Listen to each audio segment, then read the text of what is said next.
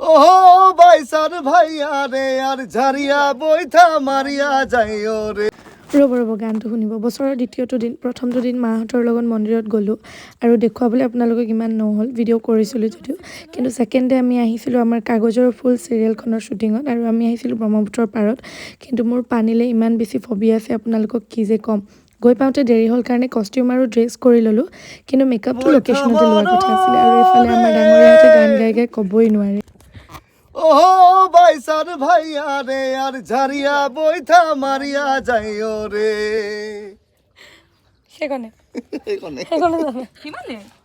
আৰু তেনেকৈ ফটো চটো উঠি নাওত ভয়ে আহিলোঁ, কাৰণ মোৰ ভয়টো অকণ বেছি। বছৰৰ প্ৰথমটো দিনাই যেতিয়া কাম থাকে ভাল লাগে, আৰু দ্বিতীয়টো দিনতো কাম কৰি আছোঁ, গতিকে বহুত বেছি ভাল লাগিছে। আৰু যিহেতু মই মণিৰাম দেৱান ট্ৰেড চেণ্টাৰ গুৱাহাটীত 15 দিনীয়া এংকাৰিঙৰ শ্ব' এটা কৰি আছোঁ, ইণ্টাৰনেশ্যনেল উইণ্টাৰ এক্সপ'ত, গতিকে ফাৰ্ষ্ট ডে মই কালি বছৰৰ কাম কৰিছোঁ আৰু এতিয়া ইয়াত মেকআপ লৈ আছোঁ। ছেকেণ্ড ডে বছৰৰ কাম মেকআপ লৈ আমি শ্বুটত গৈছোঁ। মোৰ পেণ্টটো চাওক কেনেকৈ কাটিছে কলমেৰে। ইছ ৰাম, পেণ্টটো হেনো কেমেৰাত কালাৰটো মিলা নাছিলে, সেইকাৰণে কাটিয়ে দিলে। আৰু এইফালে আমি শ্বট দিবলৈ ষ্টাৰ্ট কৰিলোঁ।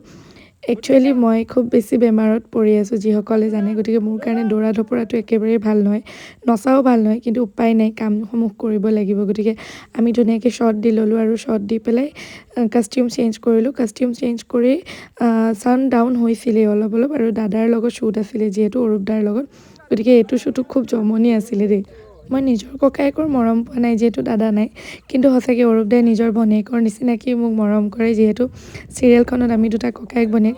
গালিও সাংঘাতিক পাৰে বাৰু। এইফালে ডিৰেক্টৰ DOP সকলোৱে হাঁহি আছে পিঠিত উঠোৱা দেখি। আৰু তাৰপিছত মই আহিলোঁ কাপোৰ চেঞ্জ কৰি, তাতে যিহেতু মেকআপ তাতে কৰিয়ে আছিলোঁ, চিধা আমাৰ মণিৰাম দেৱান ট্ৰেড চেণ্টাৰত আহিলোঁ, যিহেতু মোৰ তাতে কাম চলি আছিলে। গতিকে ছেকেণ্ড ডেও মোৰ এনেকৈয়ে গ'ল, এংকাৰিঙৰ শ্ব'টো কৰিবলৈ আহিলোঁ। গতিকে আপোনালোকক ভিডিঅ'বোৰ এই বছৰত দি যাম বুলি ভাবিছোঁ আৰু মনত।